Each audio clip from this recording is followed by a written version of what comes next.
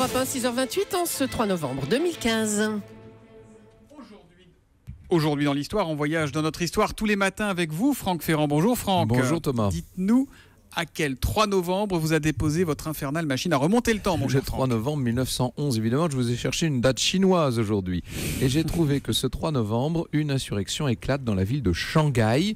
C'est du reste pas du tout la seule à se soulever. Ces mouvements révolutionnaires vont renverser le système impérial qui était millénaire et instituer la première république chinoise.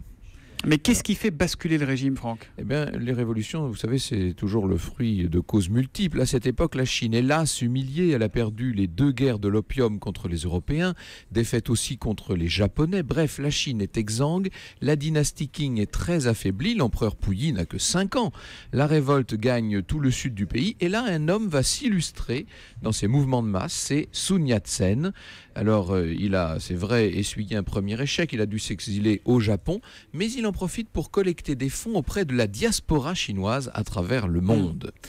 Bon, donc là, si je vous suis bien, on est au tout début du XXe siècle. Exactement, on est en 1905 et une goutte d'eau va faire déborder le vase. Des notables ont financé des voies de chemin de fer. Or, le régime impérial menace de nationaliser ces voies.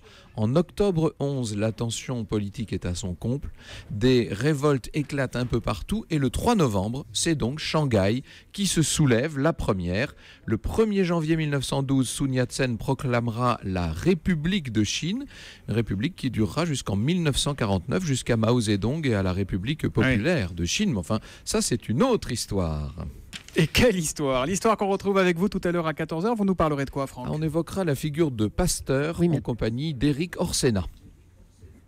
Merci beaucoup, Franck Ferrand.